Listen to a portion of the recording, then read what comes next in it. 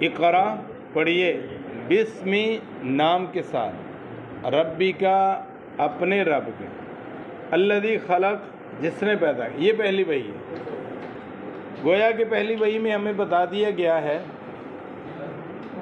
کہ آپ نے پڑھنا ہے، علم حاصل کرنا ہے، علم کی اہمیت اس سے واضح ہوتی ہے، اور ساتھ یہ کہا اپنے رب کے نام سے۔ پہلی وحی میں بتا دیا تمہارا رب کون ہے۔ رب کا مطلب کیا ہے؟ کیا؟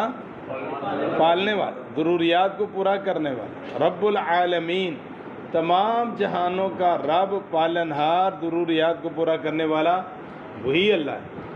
گویا کہ پہلی وحی کے اندر ہی ہمیں یہ بات سمجھا دی گئی ہے کہ تمہارا رب کون ہے، تمہارا پالنہار، تمہارا روزی رساں، تمہیں کھلانے پلانے والا، حاجات کو پورا کرنے والا، مشکلات کو ٹالنے والا کون ہے؟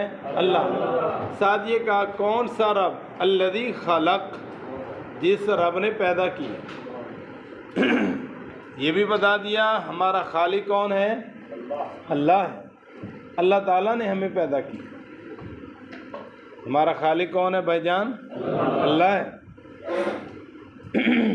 خلق الانسان من علق، انسان کو پیدا کیا جمے ہوئے خون سے۔ اللہ اکبر۔ انسان کو پہلی وحی میں ہی بتا دیا ہے کہ آپ کی تخلیق کے مراحل کون سے ہیں۔ ان میں سے ایک مرحلہ بتایا، علق، جمے ہوئے خون کے لوتھڑے سے۔ قرآن پاک میں اللہ تعالیٰ نے انسان کی تخلیق کے مراحل کو کئی جگہوں پر بیان کیا۔ جو سب سے زیادہ تفصیل کے ساتھ ہے وہ سورۃ المومنون کا پہلا رکوع ہے۔ 18واں پارہ سورۃ المومنون اللہ تعالیٰ نے اس میں بیان کیا، ثم خلقنا النطفۃ علقۃ فخلقنا العلقۃ مضغۃ فخلقنا المضغۃ عظاما فکسونا العظام لحما ثم انشأناه خلقا آخر فتبارک اللہ احسن الخالقین۔ فرمایا ہم نے انسان کو ایک نطفے سے، ایک قطرے سے پیدا کیا، پھر علقہ، پھر مضغہ، پھر اس کے اندر ہڈیاں، پھر ہڈیوں کے اوپر گوشت چڑھایا، ثم انشأناه خلقا آخر، پھر ایک دوسری تخلیق میں ہم نے پیدا کی، جیتا جاگتا انسان دنیا میں آیا، اور ساتھ کہا فتبارک اللہ احسن الخالقین، تیرا رب بڑی برکت والا ہے جو سب سے اچھی تخلیق کرنے والا ہے۔ انسان کی تخلیق اللہ نے سب سے زیادہ اچھی کی، اسے رب کہتے ہیں، اسے الہ کہتے ہیں،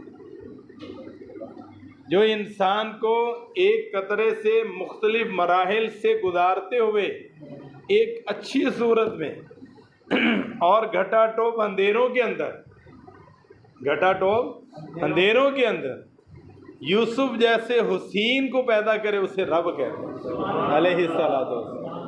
یہ میرا رب ہے۔ اور یہ ہمیں سمجھایا گیا کہ انسان کتنا کمزور ہے، ابتدا کتنی کمزوری سے ہوئی ہے۔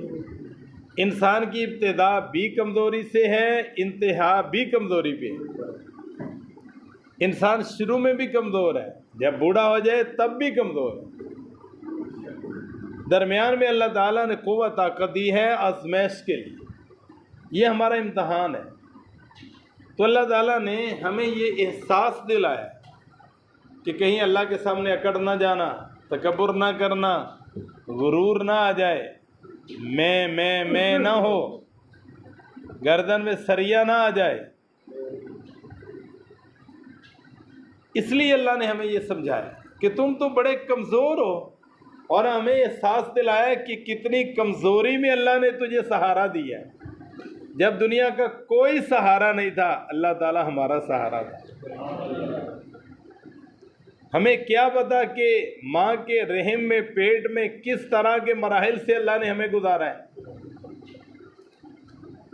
جہاں پہ دنیا کا کوئی آنکھ ہمیں دیکھنے والی، کوئی کان ہماری سننے والا، کوئی کچھ بھی نہیں تھا۔ میرے رب نے وہاں پر ہماری روزی کا اہتمام کیا، ہمارے لیے کھانے پینے کی جو ضروریات تھیں، جو ہماری ضرورت تھی، جس طرح کی ضرورت تھی، اللہ تعالیٰ نے وہ ضرورت کو پورا کیا۔ جو اللہ وہاں پر ضرورتیں پوری کرتا ہے وہ دنیا میں نہیں کرے گا. جو اللہ وہاں پر سہارا بنتا ہے جب دنیا کا کوئی سہارا نہیں تھا، کیا دنیا میں ہمارا سہارا نہیں بن سکتا؟ وہاں ہماری ضروریات کو پوری کر رہا ہے اور اس نے کی ہیں، کیا اب دنیا میں آنے کے بعد نہیں کرے گا؟ یہی تو اللہ کہتے ہیں یا ایھا الانسان ما غرک بربک الکریم الذی خلقک فسواک فعدلک فی ای صورت ما شاء رکبک. اے انسان، کس چیز نے تجھے اللہ سے غافل کر دی؟ تو اپنے رب سے غافل ہو گیا ہے. جس رب نے تجھے پیدا کیا ہے، پھر اس رب نے ٹھیک ٹھاک برابر صحیح ادا کے ساتھ تجھے پیدا کیا، اس رب کو ہی بھول گیا ہے. اپنے پیدا کرنے والے پالن ہار کو ہی بھلا دیا تو نے، اس سے ناشنا ہو گیا ہے، اس سے غفلت برتتا ہے. تو پہلی وحی میں ہمیں یہ سمجھایا گیا ہے کہ تمہارا رب وہ ہے اور اس رب نے کتنے مراحل سے گزار کر تمہیں پیدا کیا ہے اور تمہاری حفاظت فرمائی ہے. اب بڑے ہو گئے ہو، اب بھی حفاظت اسی کی طرف سے ہوگی. آگے فرمایا اقرا وربک الاکرم، پڑھیں آپ کا رب بڑے کرم والا ہے. اللہ تو بڑی محبت کرنے والا ہے. ما یفعل اللہ بعذابکم ان شکرتم وآمنتم وکان اللہ شاکرا علیما. اللہ کہتے ہیں کہ اللہ کو کیا بنی پڑی ہے اللہ تمہیں عذاب میں مبتلا کرے. اگر تم اللہ کا شکر ادا کرو اور صحیح ایمان لے آؤ تو اللہ کیوں عذاب دے گا؟ اللہ تو نہیں عذاب دے گا. اللہ تو بہت ہی کرم کرتا ہے. ساری زندگی گناہوں میں اور گناہوں کی دلدل میں پھنس گئی اور گناہوں کی دلدل میں ہی انسان زندگی گزارتا ہے، لیکن بڑھاپے میں ہوش و حواس قائم ہے، احساس ہوا میں نے تو پوری زندگی اللہ کی نافرمانیاں کی، توبہ کرتا ہے، سچے دل سے معافی مانگتا ہے، اپنے گناہوں پہ شرمندہ ہوتا ہے، آئندہ نہ کرنے کا عزم کرتا ہے. اللہ تو اتنی محبت کرنے والا اور اتنے کرم والا ہے.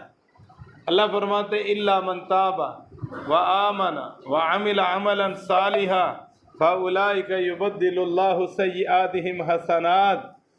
اللہ تو اتنے کرم والا ہے کہ اللہ رب العالمین جو توبہ کر لیتا ہے، صحیح ایمان لے آتا ہے، نیک اعمال شروع کر دیتا ہے، اللہ تعالیٰ ساری زندگی کے گناہوں کو نیکیوں میں تبدیل فرما دیتا ہے. یہ میرا رب ہے کرم والا، یہ میرے رب کا کرم ہے. ہم محنت تھوڑی کرتے ہیں، اس کا بدلہ زیادہ ملتا ہے. پڑھیں گے 5 نمازیں، اجر ملے گا 50 کا. کتنا اللہ کا کرم ہے، اللہ کی محبت ہے. اللہ رب العالمین کی بندے کے ساتھ محبت ہے، یہ اللہ کی کرم نوازی ہے. اللہ یہ نہیں کہتا بڑھاپے میں آ گیا کسی کام کا نہیں رہا اب آ کے اللہ اللہ کرتا ہے، اب تجھے میں یاد آ گیا ہوں. نہیں، بڑھاپے میں آیا ہوا موت کی کش مکش سے پہلے اگر انسان واپس آ جائے، توبہ کرے، اللہ سے تعلق جوڑ لے، شرط یہ ہے کہ موت کی کشمکش نہ ہو.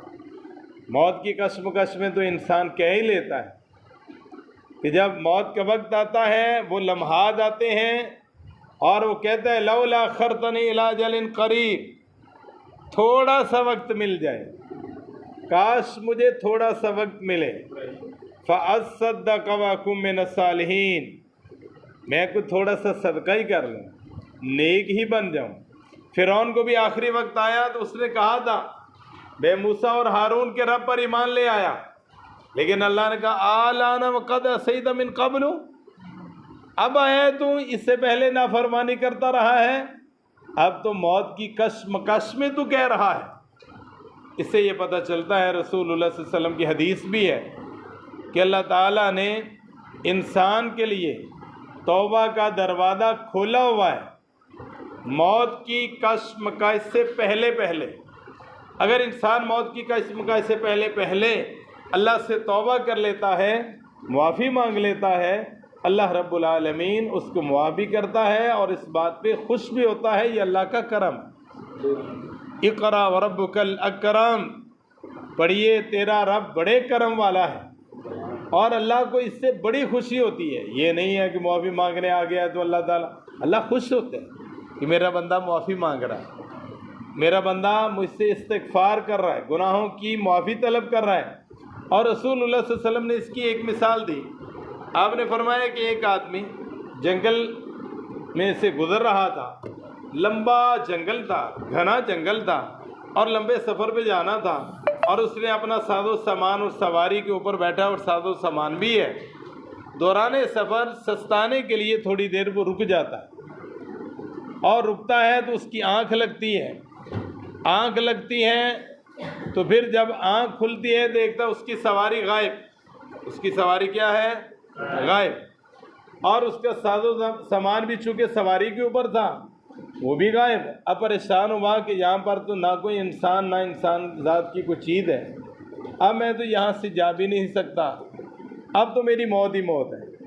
ڈھونڈتا رہا، نہ ملی سواری، نہ ملی. پریشان ہوا، کہا اب تو مرنا ہی ہے، چلے اسی درخت کے نیچے ہی بیٹھ جاتا ہوں، موت تو آنی آنی. اب اس کی پھر آنکھ لگ جاتی ہے. اس سوچ میں دوبارہ آنکھ لگی، آنکھ لگی، آنکھ کھلی، دیکھا سواری بھی ہے، ساز و سامان بھی ہے. اتنا خوش ہوا، اتنا خوش ہوا کہ آپے سے باہر ہو گیا، اور اس کو پتہ بھی نہ چلا کہ میں کیا کہہ رہا ہوں. خوشی میں انسان کو پتہ نہیں چلتا. اتنا خوش ہوا کہ اس نے کہا واہ میرے اللہ، میں تیرا رب، تو میرا بندہ. کہنا تو یہ تھا کہ تو میرا رب، میں تیرا بندہ. خوشی میں کیا کہہ بیٹھا؟ تو میرا بندہ، میں تیرا رب. رسول اللہ صلی اللہ علیہ وسلم نے فرمایا جتنی خوشی اس بندے کو ہوئی ہے نا، کہ جو اپنے اوپر بھی کنٹرول نہیں کر پایا کہ میں کیا کہہ رہا ہوں، جس کی موت آواز دے رہی تھی اور وہ موت کے انتظار میں تھا، اور اس کو اپنی زندگی کی کرن نظر آئی کہ سواری اور سامان مل گیا ہے. جتنی خوشی اس بندے کو ہوئی ہے، اس سے زیادہ خوشی رب کو ہوتی ہے جب بندہ اس سے توبہ کرتا ہے. یہ میرے رب کا کرم ہے، یہ میرے رب کا فضل ہے. اور فرمایا کہ اس نے انسان کو قلم کے ذریعے سکھایا، انسان کو قلم کے ذریعے، اور وہ سکھایا جو انسان کو پہلے نہیں آتا تھا. ہم سب کو پہلے آتا تھا؟ نہیں آتا. کوئی بھی سیکھ کر نہیں آتا، سب سیکھتے ہیں. سب کو دنیا میں آ کر سیکھنا پڑنا ہے، اور وہ سکھانے والا کون؟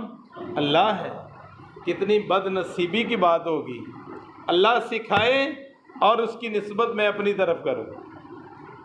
اللہ سکھائے اور اللہ علم دے، اس علم کی بنیاد پر میں تکبر کروں. اللہ ذہن دے، حافظہ دے، اس حافظے اور ذہن پر میں فخر کروں، اور یہ نہ کہوں کہ میرے رب کا کرم ہے. دیا تو میرے رب نے، علم دیا تو کس نے؟ اللہ نے. عہدہ دیا تو کس نے؟ اسٹیٹس ملا تو کس کی طرف سے؟ اللہ کی طرف. اللہ کی عطا ہے، اللہ کا کرم ہے، اللہ کا فضل ہے. ہمارے پاس کچھ نہیں تھا، یہ سارا کچھ ہمارے رب نے ہمیں دیا. تو جب ہم اس کی طرف نسبت کریں گے پھر عاجزی اور انکساری آئے گی، پھر انسان اللہ کی طرف مائل ہوگا، پھر تکبر اور غرور سے بڑھے گا. یہ پیغام ہے ہماری پہلی وحی کا، جو سب سے اہم پیغام ہے کہ رب کے علاوہ انسان کی زندگی ادھوری ہے. ہمارے رب کے ساتھ ہمارا تعلق جڑ جائے گا، ہم کامیاب ہو جائیں گے. ہماری کامیابی اسی میں ہے کہ ہم اپنی زندگی میں اپنے رب کے ساتھ تعلق کو مضبوط کر لیں. اگر انشاءاللہ ہمارا تعلق مضبوط ہو جاتا ہے پھر کسی اور سہارے کی ہمیں ضرورت، کیونکہ سب سے زیادہ مضبوط ترین سہارا کون سا ہے؟ اللہ تعالیٰ. رب راضی تو سب راضی. رب ہے تو سب کچھ ہے. سب کچھ ہونے سے کامیابی نہیں ہے، انسان کی زندگی میں رب ہونے سے کامیابی ہے. قارون کے پاس سب کچھ تھا، فرعون کے پاس سب کچھ تھا، عہدہ، اسٹیٹس، مال، سب کچھ. اللہ نے قارون کو اس کے خزانوں سمیت دھنسا دیا. سب کچھ ہونے کے باوجود اس کے کام کچھ بھی نہیں آئے. لیکن ادھر رب ہے، کچھ بھی نہیں ہے. جناب بلال رضی اللہ تعالیٰ عنہ زندگی میں رب ہے، اللہ رسول ہے، نہ حسن ہے نہ جمال ہے، نہ خاندانی حسب و نسب ہے، نہ مال و متاع ہے، کچھ بھی نہیں، اسٹیٹس دنیا کا کچھ بھی نہیں، لیکن زندگی میں رب ہے، اللہ اور رسول ہے۔ اللہ نے کتنا اعزاز دیا ہے، اللہ اکبر۔ معراج کی رات آپ نے آڈیو سنی، دنیا کی سب سے پہلی آڈیو جناب محمد کریم صلی اللہ علیہ وسلم کو اللہ نے سنائی۔ آپ سن رہے ہیں، قدموں کی آواز آ رہی ہے، بندہ کوئی نہیں، پوچھا کون ہے؟ قدموں کی آواز، جی کس کی؟ جناب بلال رضی اللہ تعالیٰ نے۔ کہاں ہے؟ زمین پہ چل رہے، چلتے زمین پر ہیں، قدموں کی آہٹ کہاں جا رہی ہے؟ جنت میں جا رہے۔ یہ رب تھا۔ اس لیے ہماری زندگی میں اگر رب ہوگا، اللہ سے تعلق ہوگا، ہماری زندگی میں خیر و برکات آئیں گے، ہم کامیاب ہیں۔ یہ ہماری پہلی وحی کا درس ہے۔ جی